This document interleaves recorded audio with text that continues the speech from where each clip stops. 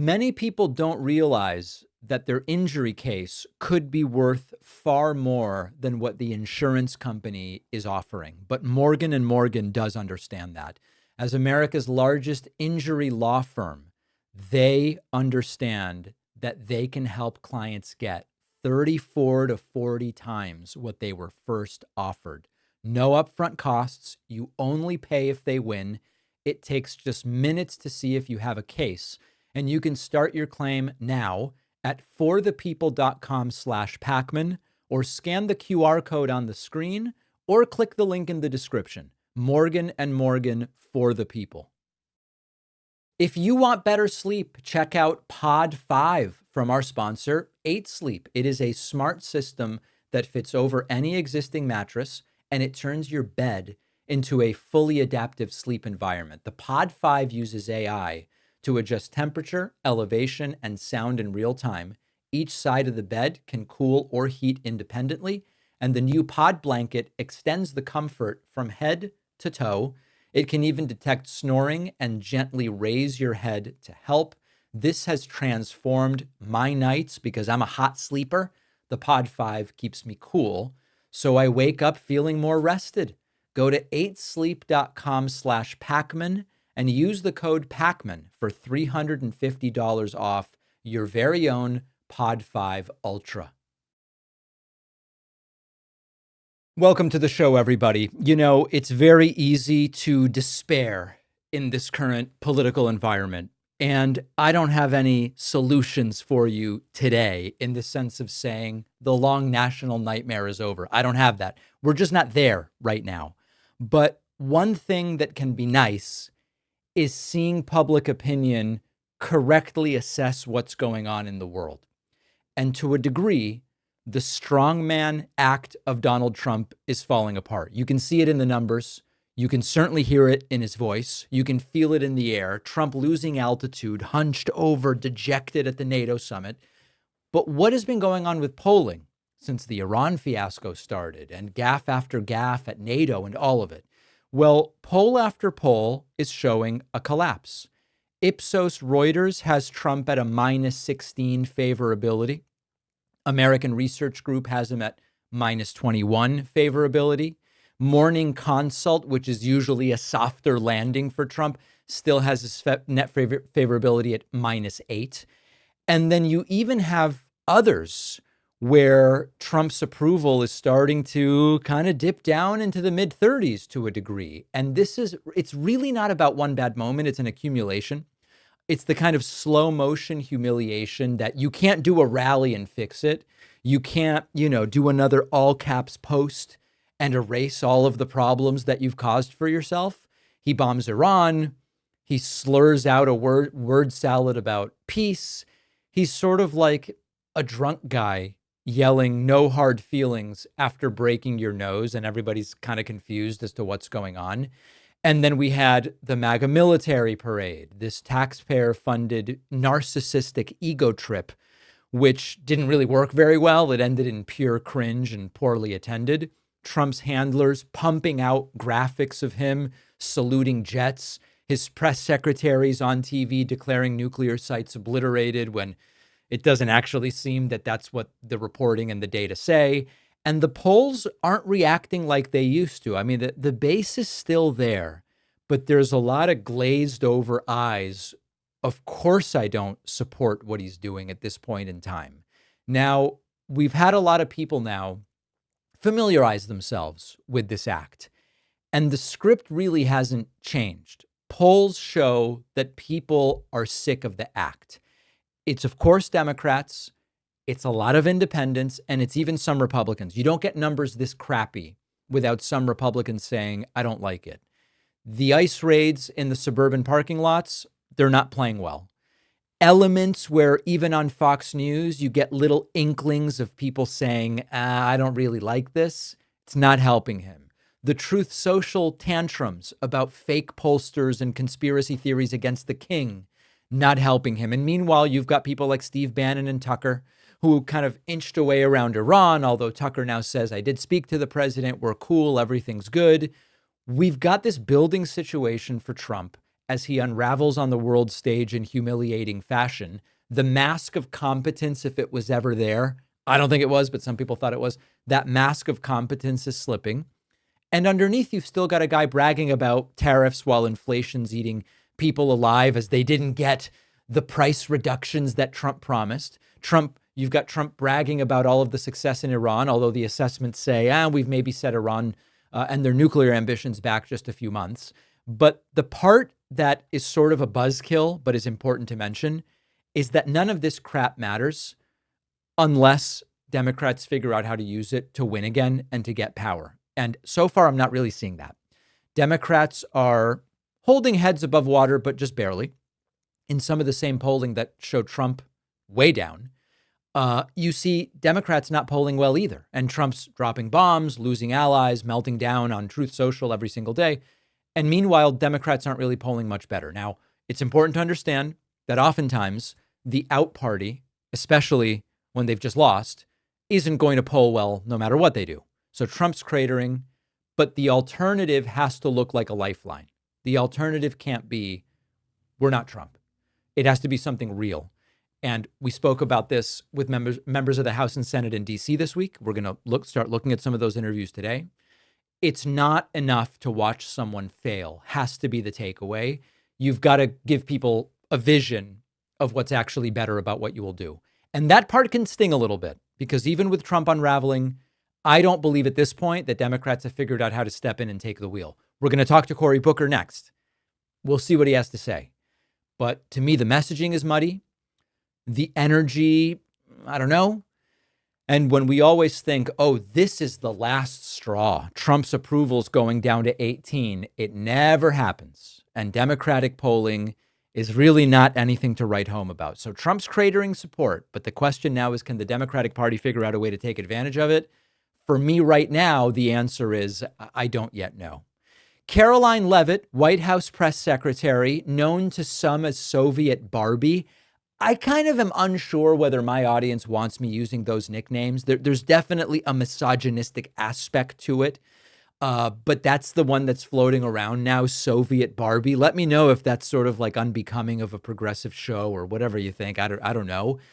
Whatever we nickname her or not, she does presentations on camera, both in the press briefing room and on TV, usually Fox News, that would make North Korean and Soviet propaganda anchors blush. This is a lot. Karoline Leavitt flipped out on a CNN reporter saying she is merely motivated by her hatred of Donald Trump. And there's a lot underlying this. Take a listen.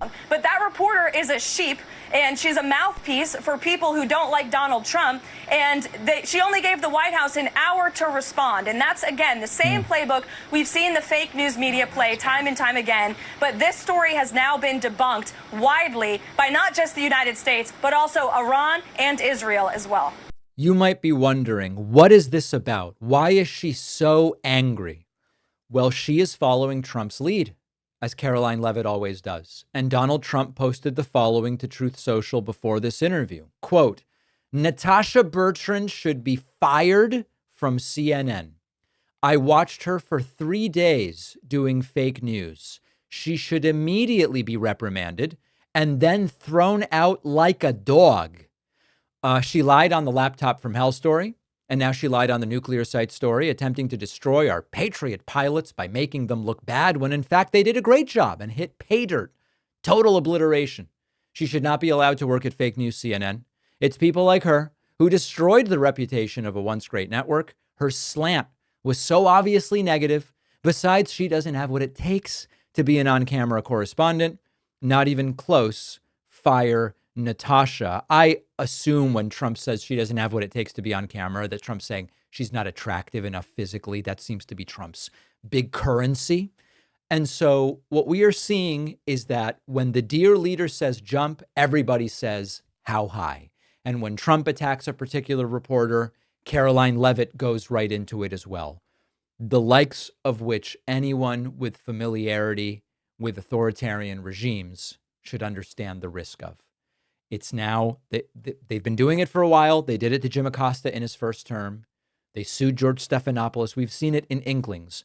But They are really targeting individual and specific members of the media. They want Natasha Bertrand fired, and we'll see if he succeeds at that. Now, back to Caroline Leavitt. She also is claiming that even within the the intelligence community, there are actors who want to make Trump look bad. And therefore, you've got to be really careful about what comes out of the intelligence community, too. Trump's intelligence community, by the way. No other president in history could have ever dreamed of such a success. And that's exactly why the fake news media is now trying to demean and undermine the president. And we've seen this playbook be run before. You have hostile actors within the intelligence community who illegally leak bits and pieces of an intelligence assessment to push a fake news narrative. And that's what the CNN story was yesterday. And it's not a coincidence that it was written by the exact same CNN reporter who wrote the original story, falsely alleging that the Hunter Biden laptop was Russian disinformation. The American public are smarter than this, and they should know the truth. President Trump completely and totally obliterated the capability of Iran to produce a nuclear weapon, and the world is safer today because of his historic efforts. Yelling something doesn't make it true. Repeating a lie doesn't make it true. This is truly both a dangerous and insane lie, because we now know nothing was obliterated. Iranians are going to be able to regroup. They're going to be able to continue where they left off, probably within just a few months, all because the orange leader tells fantastical lies, and people like Caroline Leavitt need to go along with the lies. But at a certain point, we have to be able to say, they're just not telling you the truth, but they're able to construct their own reality, common of authoritarian regimes. And if you don't say that you buy into it, you are exposed as being outside. You're not on our side. And then they attack you, and then they demand that you be fired, like they're demanding with Natasha Bertrand from CNN right now. The clampdown may come on any of us. And as we see the demands for Natasha Bertrand to be fired, we have to remember it could be us too. And so I encourage you to get on our Substack newsletter, davidpakman.substack.com. It's the one place we own our data.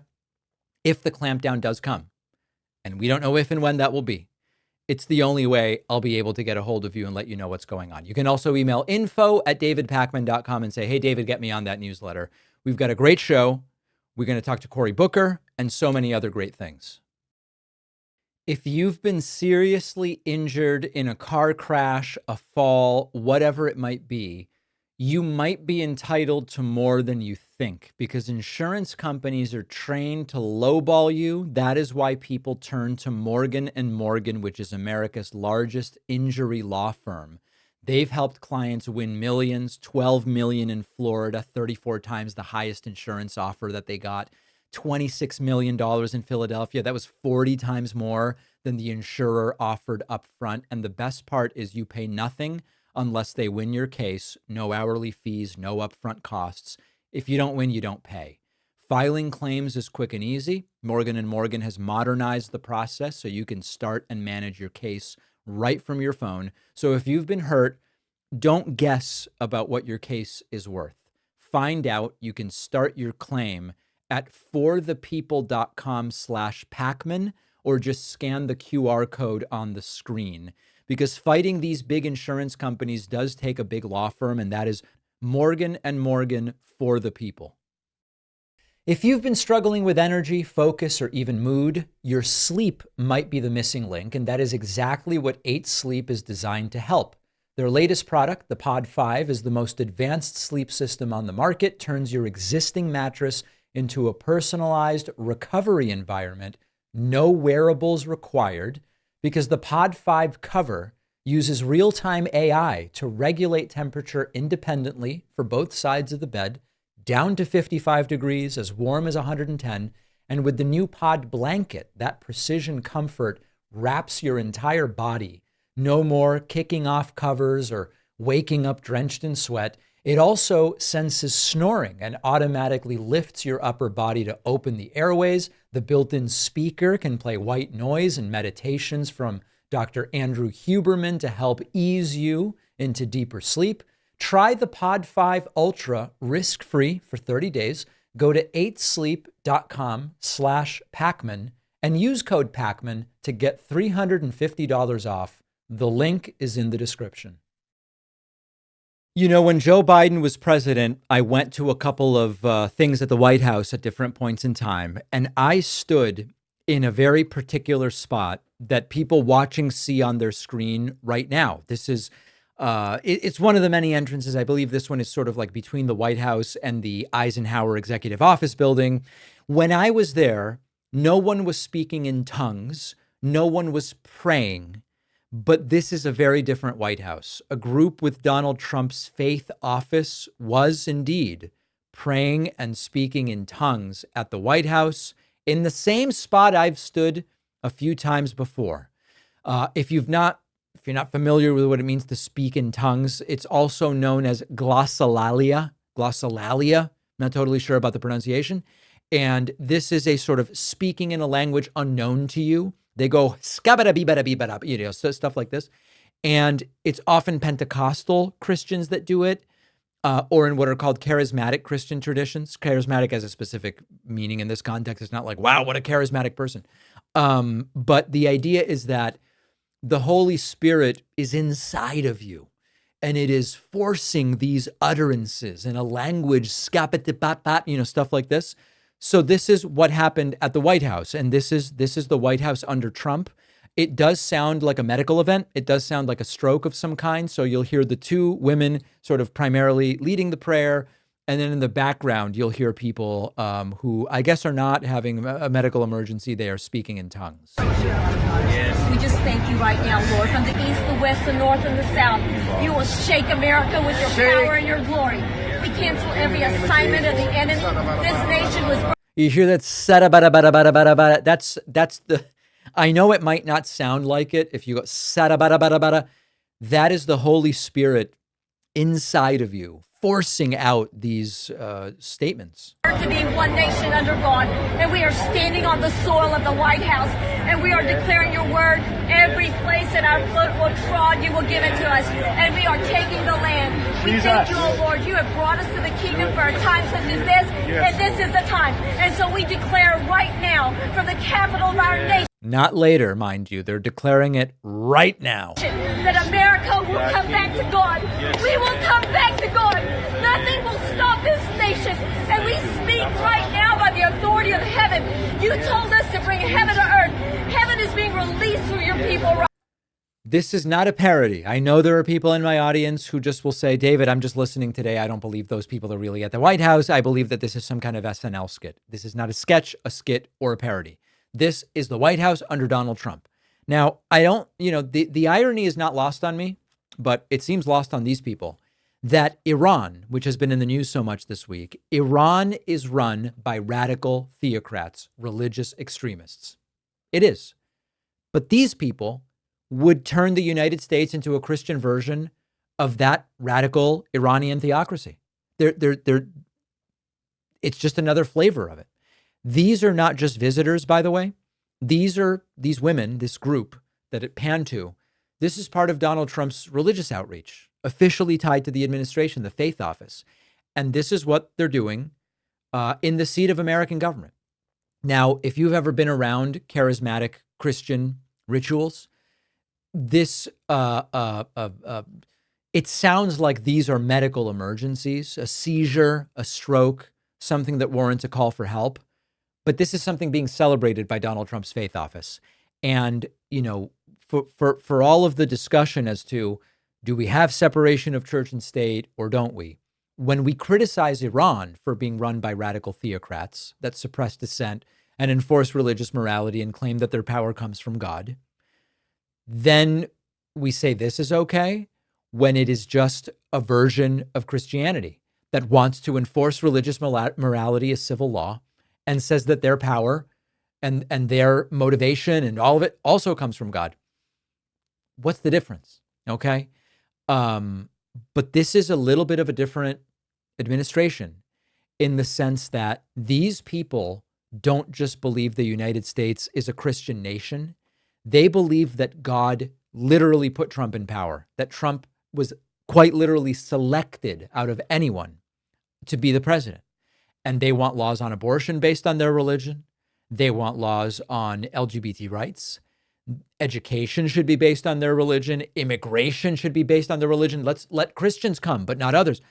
All of this is dictated by that belief about civil law. This is why Trump's administration slashed reproductive rights, banned books, erased trans health care protections, declared that church groups should have more political power rather than less. It's not just because of policy, but there are people who believe Trump is doing God's work. So this is absurd. This is ridiculous, but it's also very dangerous because these are not random people in a church basement. This is the faith office at the White House in power. They don't want a democracy, or if they do, they want a democracy where Christians are the ones that get votes, which isn't really a democracy, is it? They want a Christian version of Iran. And that should scare everybody who believes in what the founders actually intended. Hey, it's been a while since I spoke about podcaster and MMA commentator Joe Rogan. Joe Rogan has suddenly discovered that Donald Trump is arresting immigrants inside of Home Depot. And he's shocked, I tell you, as if nobody saw this coming, as if Trump and Tom Homan and all of them didn't tell us exactly that this is what they were going to do. Here is Rogan explaining his shock. ICE raids are fucking nuts, man. Watching this protest on television, it's like... Do you think the raids are nuts? All of it's yeah. nuts. I think both sides are taking it a little too hard. Well, I don't think if the Trump administration, if they're running and they said, we're going to go to Home Depot and we're going to arrest all the people at Home Depot, we're going to go to construction sites and we're going to just like tackle people at constructions. I don't think anybody would have signed up for that. They said, we're going to get rid of the criminals and the gang members first, right? And now we're seeing like Home Depots get raided. Like, that's crazy. This is really common. People pretend they didn't see it coming. With authoritarians, it happens specifically. Like it's this big surprise when authoritarianism shows up in real life instead of just, I don't know, on X, on your YouTube feed. But we told them, and Trump told them. Trump campaigned on this stuff. Trump called for mass deportation forces, check. He said he would use local police. He said he would use the military if he needs to, the National Guard if he needs to. He said he was going to do the largest domestic immigration crackdown in American history. He said immigrants were invaders, animals poisoning the blood of our country. It wasn't subtle language. And it's happening. I mean, they're just doing it. Now ICE is dragging fathers off job sites, people just working to feed their families, splitting up families in parking lots. And all of a sudden Rogan's like, bro, this is nuts. But this is the game. These guys, it's such a common thing. They flirt with reactionary politics when it's abstract. It's memes, it's free speech and vague slogans about freedom and sovereignty. But the second the ideas hit the ground in real life, people start getting hurt. You see the videos of this happening to people. They claim, who knew it could have gone this far? Who could have possibly? But it's partially because of Rogan. Rogan helped normalize this stuff. He platformed Trump and Trump's allies. He echoed their rhetoric. He said it's the obvious choice. He endorsed Trump. He downplayed the authoritarianism fears over and over. And now he wants to act like he's a bystander. And he's like, wow, this is really crazy. I had nothing to do with this thing and had no idea this was going to happen. Well, Trump told us it was going to happen and you helped promote it. Sort of like stomping on the gas pedal. And then all of a sudden you go, this car's in a ditch. We got to figure out who's responsible because nobody could have predicted this. Trump hadn't even really, and still hasn't really built the new deportation force. He hasn't yet suspended habeas corpus. Maybe he will. He hasn't started his denaturalization task force. Remember that? We're going to look at people who have been granted citizenship, like me, right? Born in another country. We're going to see about denaturalizing people. That hasn't started yet. So if this is Rogan's breaking point where he goes, this is fucking nuts, he is not only too late, but it's also really early because some of the really crazy stuff hasn't yet happened. So remember when they go, no, nobody could have predicted this would have gone so off the rails. We predicted it. Trump said he was going to do it. They ignored it. And now they're all pretending to be surprised because the alternative would be you made this happen. And admitting that is very, very difficult for a lot of people. So this is going to be, I'm not super in the manosphere. I sort of follow it to the degree that I need to have a sense of what's going on so I can talk about it on the show. I don't really know right now whether any of the other manosphere hosts have started to express concerns recently about Trump. I know we covered a couple rumblings some months ago. If they are, let me know, because it would be very interesting if the manosphere big picture ended up turning on Trump after being one of the biggest reasons that Trump got elected again in the first place. Let me know what you think. We're going to take a break. We're going to hear some of your feedback and so much more. Don't forget that the best way to support the David Pakman Show is by becoming a member, which gives you access to the daily bonus show, the regular show with no commercials. You also get access to our entire archive of every episode dating back a really long time and plenty of other awesome membership perks. Go to joinpakman.com, joinpakman.com. I was in Washington, D.C. this week, and we did a number of really interesting interviews with senators and members of the House. And today we're going to look at my interview with Cory Booker. I sat down for these interviews alongside progressive host Jesse Dollemore. So you'll hear both of us talking to Senator Booker. We talked about a lot of different things. Let's take a look at that right now. I think that really one of the hardest things, I was just saying this to my girlfriend, good catch. That if we're all, we're not in our 20s anymore, I should just say. Speak for yourself. But I think one of the secrets of life is the ability to go from utter discouragement to utter discouragement and not lose your energy and enthusiasm. And when I meet people like John Lewis, who in his final months of his life, I went with him on a road trip from Atlanta to Plains, Georgia to hear Jimmy Carter teach Sunday school. And people, it was one of the more, I had never seen anything like it in my life. People were waiting out from the night before, sleeping out like it was some kind of top concert. And it was ecumenical. There were Hindus there, Muslims there, Jews there, Christians there, all coming to hear Jimmy Carter teach Sunday school in the last months or years of his life. And on that road trip, I asked John Lewis tough questions like, you made all these advancements in voting rights. Now you watch the Supreme Court gut the Voting Rights Act. You made sort of these advancements in ideals of equality that are now being vilified and attacked by Donald Trump. And yet he wasn't fazed. And he just seemed to let me know that this pathway is not linear towards justice.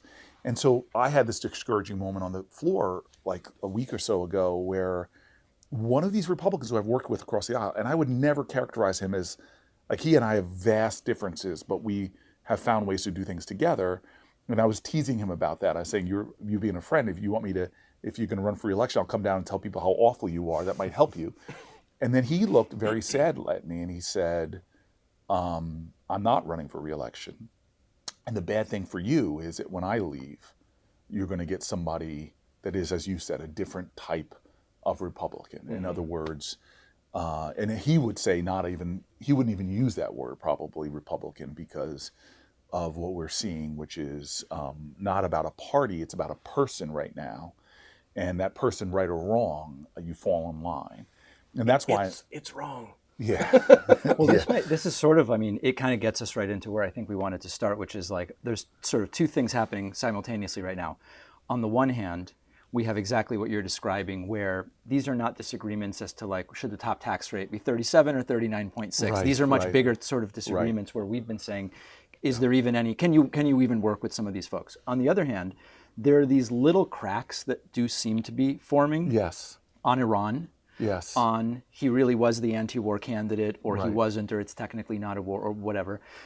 What do you think is more, are these cracks relevant in terms of your ability to get things done that you want to get done? Or is this really just a facade of independence that we're seeing from Republicans? And at the end of the day, it's oppose anything Democrats want to do. So the best answer to that question is I don't know. You just don't know. And you have to keep whacking away at that implacable wall of resistance, no matter what, even if those cracks are real or not. You can't stop hitting the wall. And look, I'm like, my friends tell me I'm like, I'm a prisoner of hope always. I'm so optimistic, but this is a day that I'm really having a hard time. I'm struggling right now. And I think it was the end of my day yesterday where I watched these incredible working Americans in a union, SEIU, who are working hard. I know what they do for their union. I know the money they make, but they're crowding here in the heat of yesterday to stand out and protest this bill with horribly difficult stories about, even though they're working full-time jobs, how barely they're holding it together. And then this is what I went home to tell my girlfriend about, and it gets me emotional.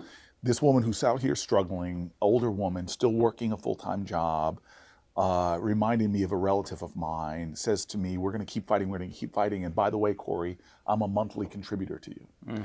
And that's what hit me, that this woman who's struggling has put her faith in me, whatever it is, a reoccurring monthly donation of like, what is it, maybe $1 or $5, because she wants to do everything she can to fight for the health care of other Americans. And so I honestly, the suffering in the world right now, from Ukraine to Gaza to nobody's talking about Sudan, the greatest. And I know the Americans that used to be there trying to provide aid and support that are no longer in Sudan. I was standing there on the Chad-Sudan border seeing the horrors of human suffering that have now been pulled away. And so today is a day where I'm just like keeping it together, keeping fighting, keeping whacking at the wall, but my heart's broken and my spirit is struggling. But I will tell you this, there's too much on the line for us to stop fighting every day to keep trying to win this battle. Let me piggyback off of that. I think that it's a great segue, because so many people in the party, my audience, I'm certain David's audience, are so disappointed right now, or disheartened. You talked about going from disappointment to disappointment and trying to keep your resolve. What do you say to my audience that want resistance, they want a fight, and they want people to be standing up to Donald Trump? What's the plan going forward to stop leaning into allowing Donald Trump even an inch by voting for his legislation and his agenda and his nominees? When are we going to actually be an opposition party and not the minority party? So I want to answer that question in two ways. One, and I'll be as brief as possible. So as the only senator that goes home to a community, black and brown community below the poverty line, where we don't mistake wealth with worth, where there are struggles going on that so many Americans face from all backgrounds, but we don't talk about enough. And so in my community, you see the ravages of gun violence. And by the way, I always tell people this, when I was mayor, all my shootings except for one were done by people who illegally acquired guns. And this is a president that is tearing down the ATF to enforce our gun laws in order to have more money to abduct people off, more resources to abduct people off the streets who no threat to us whatsoever. And I'll never forget my tenant president when I lived in the high-rise projects, whose son was murdered in the building in which I would eventually move into, who just always taught me that what real hope is, and I face again. I've been shattered by the children that I knew, all the kids that used to hang out in the lobby. I shouldn't say all, a lot of the boys that used to hang out in the lobby, Hassan Washington, I can go Shahad, all are dead right now from gun violence. And yet somehow Ms. Jones and others would say that real hope is just not letting despair have the last word. So the first thing I just want to tell people is, do not let him have the last word. Do not let him be the main character of this story. Keep the focus on the fight. Keep the focus on the people you're fighting for. Let them be your motivation. Now, as far as the larger Democratic Party politics, we as a people, all of us have an obligation to find more creative ways of fighting this battle than the typical stuff. I don't know, as an opposition party, you and I can disagree on tactics, but much of what we're doing here is not breaking through to the larger public. I'm coming from a hearing. Much of what I said there, as passionately as I said this, not breaking through. We have got to find creative ways of helping the folks that are on the sidelines right now get into the game. Because King said this that we have to repent for is not just the vitriolic words, violent actions, the bad people, but the appalling silence and inaction of the good people. And so the strategies that I always try to tell my team we've got to do is fight them in the courts, fight them procedurally in every way we can, but we've got to find a way to be an ignition point and get more people understanding what's at stake and more of the good people into the game, because we outnumber them. I know we do. And so that's what I'm pushing my colleagues and others. This is why we did the 25 hours on the floor. This is why we did the sit-in on the steps. This is why we're already plotting what are the next good trouble we're going to do to try to get more people activated and engaged. Is there or are there specific either policy or action items that you think would be most effective at getting people together in the context that, for all of our criticisms of the way that MAGA has run politics, Donald Trump is able to come up with some ideas that really coalesce people. They're bad ideas, they're based on often incorrect information, but whether it's trade or immigration or crime, they get people united, putting their smaller differences aside and voting together to win elections. After the election, it's haywire, right? But for the purposes of winning the elections, they've come up with these kernels. What are they for the Democratic Well, so Party? I hope you guys will let me come sit down with you before the next election and a year from this November. Still a long way away, but I'm gonna just put a bookmark to tell you that we had better policies as a party. When you polled them independent of the people, more people agreed with our policies. But he was a better salesman. Yes. He was he was communicating in spaces that we didn't even communicate in. Yep. You know, they were on Discord and Twitch. They were doing the kind of communications that we should have been doing. So they had a better they had a great messenger, whether you like him or not. They were using the mediums. And then the messages. And part of that message is, do you trust me enough to know that even I'll do the things I say I'm going to do? Right. And I think that both parties have lost the trust game. Why? How do I make a statement like that? Is because you basically had two people. One got 49.7%. The other one got 49.3%. Most of America the majority of Americans voted against both candidates.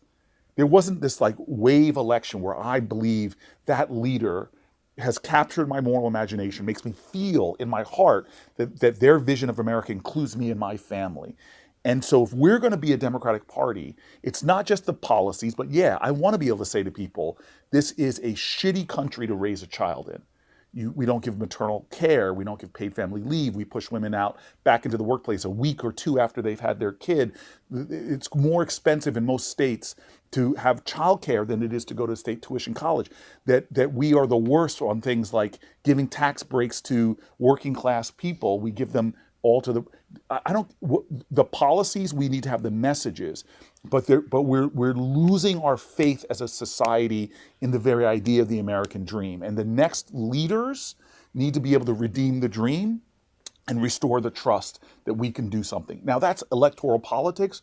My fear right now is how many thousands of Americans will die before the next election because they don't have health care. How many thousands of Americans will die because their emphysema or their asthma is going to get so much worse because of the particulate matter that Donald Trump has allowed polluters to pay. How many public lands that from Idaho to New Jersey are they going to give away to oil companies and others that we can never get back together?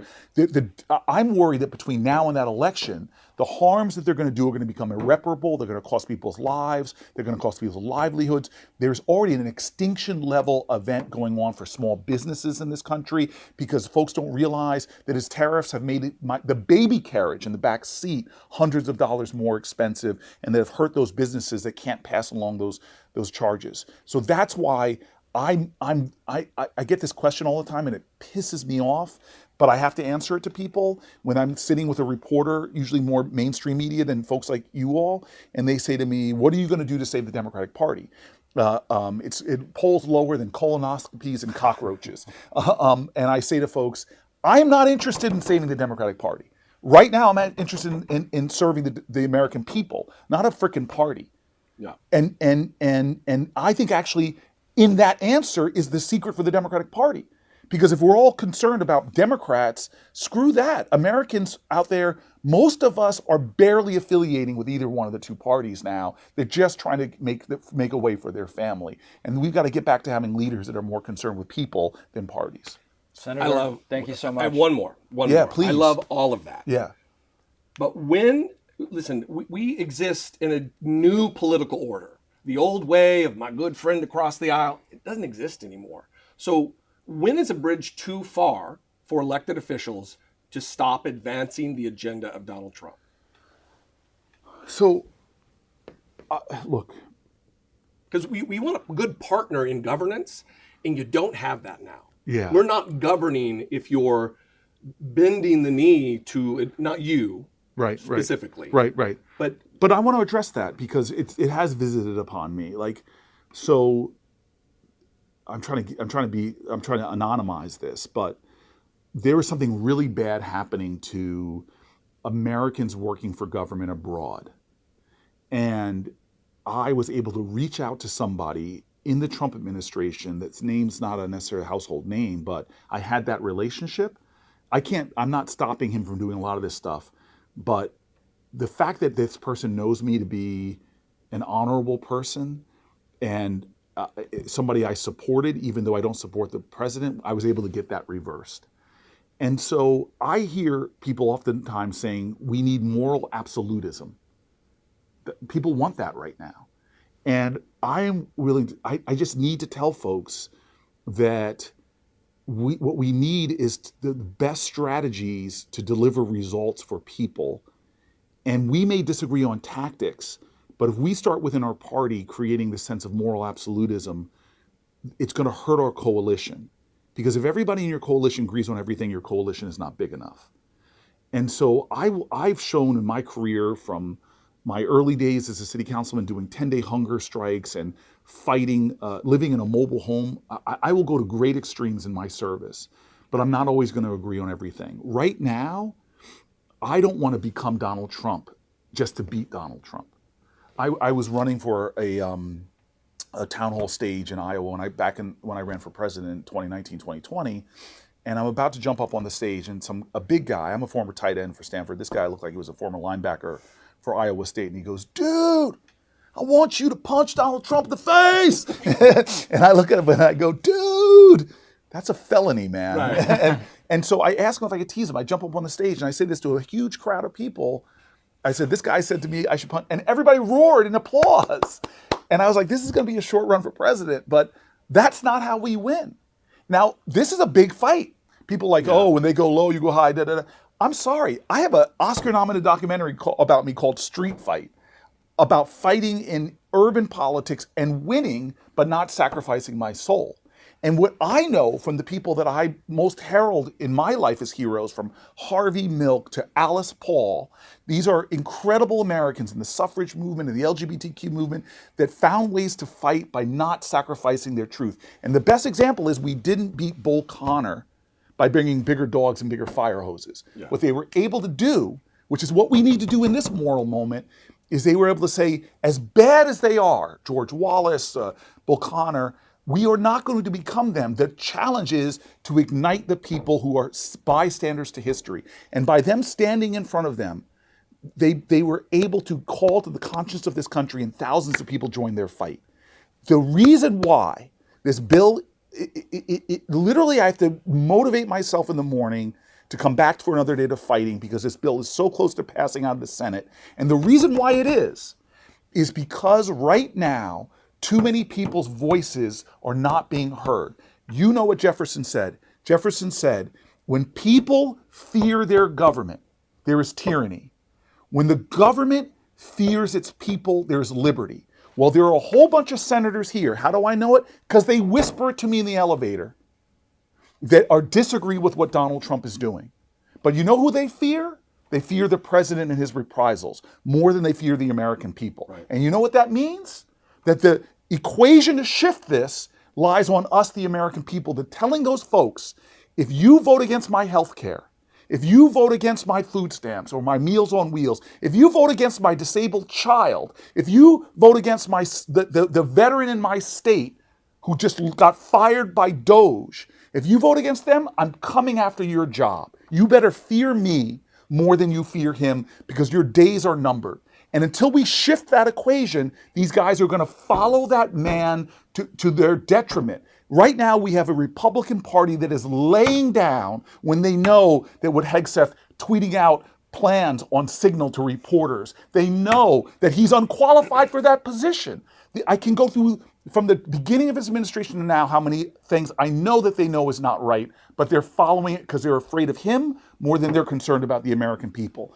And so, look, I will not agree with everybody on everything, but the big challenge right now, the things that make me get up in the morning or go to bed at night feeling so shattered, is because I am not worried about the next election. Days now we are from, days of passing a bill out of this Senate that the majority of Republicans, Democrats, and Independents thinks is horrible. And it will have real effects on the kind of people I was with outside last night, who are doing everything they can, if standing in the heat for hours, giving dollars to elected leaders like me who they believe in. These are the people we've got to fight for right now. This is the test of our character. This is the moral moment. And in the way they responded in the civil rights movement, in the suffrage movement, in the environmental movement, and so many things that have altered our labor movement, altered our country, this is another crossroads for our country. And I'm praying people, your audience, will think to themselves, what more can I do in this fight to make those Republicans listen to me? And if they fail, I'm going to stay involved and I'll make them answer for it in the next election. You're good at this. Thank you. You should run for Really office. I appreciate it. Right now, I just want to run some days, but we're going to all stay in the fight. Absolutely. Thank you. Thank you. Thank you very much. If you value what we do at The David Pakman Show, remember to support us on Patreon. Go to patreon.com/David Pakman Show, where you can get access to behind-the-scenes videos, the daily bonus show, the commercial-free daily show. You can support the show for as little as $2 a month. Check it out at patreon.com/David Pakman Show. All right, let's get into Friday feedback, your opportunity to send in questions, comments, criticisms, and occasionally trolling, and I will respond to some of it. You can email, you can post on TikTok, you can post to YouTube. We'll sometimes look at Spotify comments. It's all fair game, is the point. All right, on YouTube, Secret Society of Goths said, Pakman's letting the beard grow and wearing goth tees. Shit's getting serious. Well, I don't know that I have any goth tees, to be honest, but there is really no grand aesthetic plan here. I know that there is a small sliver of the audience that is very carefully analyzing everything I do. Is my hair weirdly pointy on one side, or am I sending some kind of message with the shirt I'm wearing? It's more like, what amount of time does my toddler provide me with to get myself ready? If I have time to shave, I do it. And if I don't, the beard grows. There's no like look that I'm going for here. It's really not a branding shift of any kind. It's just like, what can I do? But it is funny how people pick up on these visual changes, and they're often interpreted as signals. And we're really leaving behind what I think is the most important thing, which is, where am I on authoritarianism? Where am I on? Anyway, and it's all, the personal is getting very political, and everything has meaning. But in my case, it really doesn't have meaning. I'm just trying to, keep the hygiene going to the extent that I can. All right. Next is from the subreddit. It's Redage, who said, is there any chance Elon is faking his divorce with Trump, in the sense that this bickering between them is just a ruse to distract from other failings of the administration, such as the disastrous bills, the failures in foreign policy, and to hide the crypto scandals?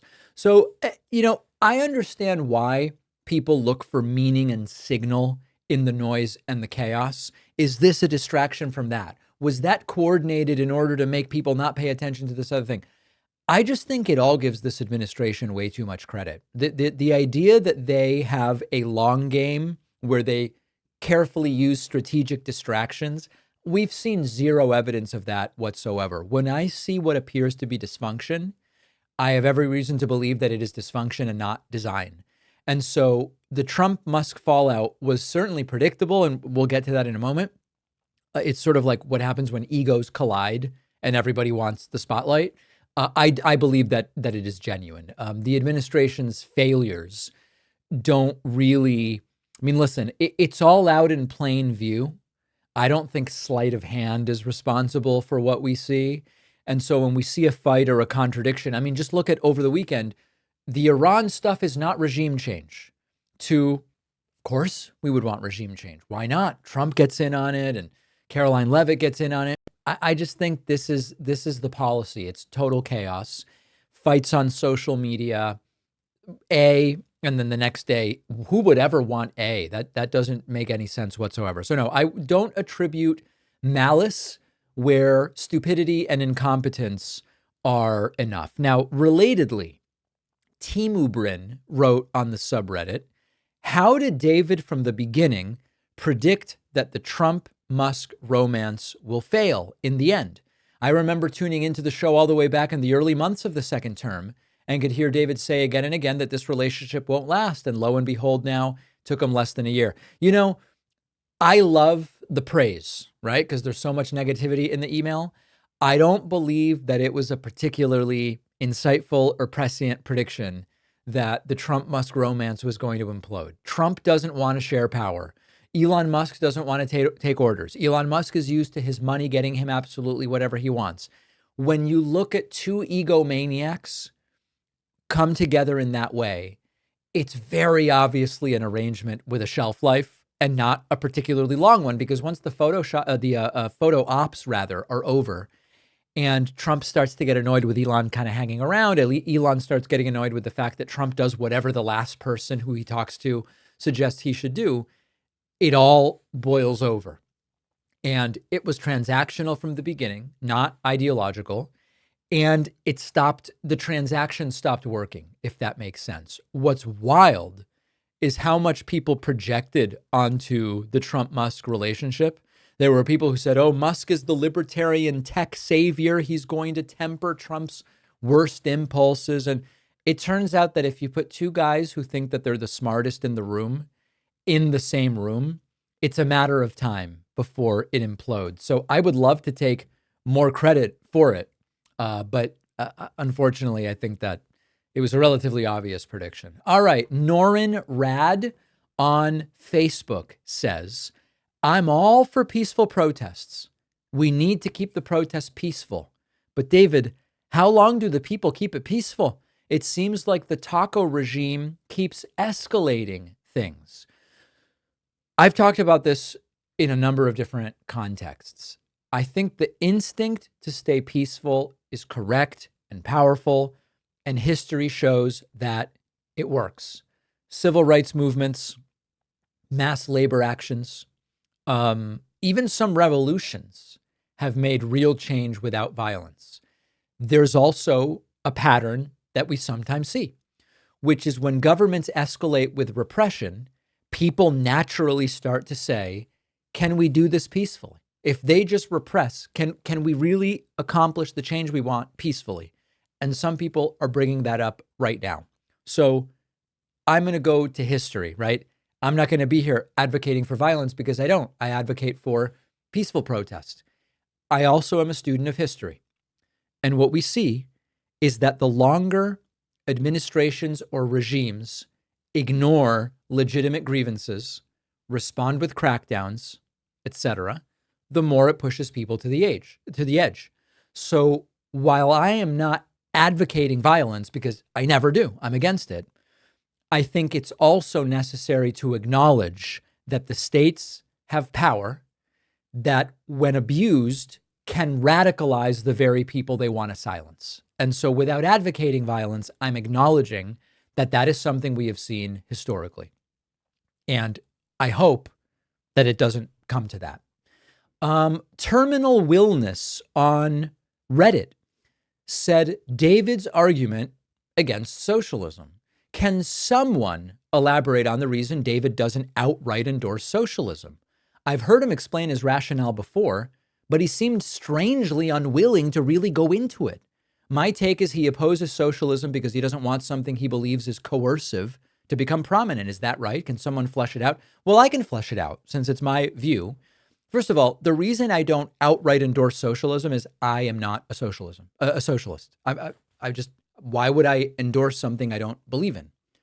I believe in markets for many things because I'm a small L libertarian. I'm not a member of the Libertarian Party. What I mean is on a spectrum between authoritarianism or libertarianism from the government, I default to libertarianism unless there's a good reason to involve the government. Healthcare, there's a good reason to involve the government. Education, housing, these are basic human needs. If we leave them to market forces, we get suffering, we get inequality, we get people with a lower standard of living than anyone needs to have in a rich country. So that's why I identify as a social democrat. For other things, basketball sneakers or tablet computers or whatever, I think markets are fine at allocating resources. So I don't oppose socialism because I think equality is bad. If we're talking about equality of opportunity, I oppose socialism because to impose it on all industries is authoritarian if it's done by the government. Now, if individual companies say, we're going to be a co-op, I love that. That is the libertarian, small L libertarian way. Let companies that want to be co-ops be co-ops. So I believe in using democratic means through taxation, the way Northern European countries do, to fund universal programs and strong public goods, strong public schools, regulate anywhere that is necessary. But I don't want to impose that ideology from above. So that's why I am not a socialist. Okay, Edward Richardson wrote on YouTube about last week's protests and Trump's military parade. 12 million protesters, 8,600 at Trump's parade. Sometimes the numbers don't tell you everything you need to know. These numbers tell you a lot, not just about turnout, but also about momentum.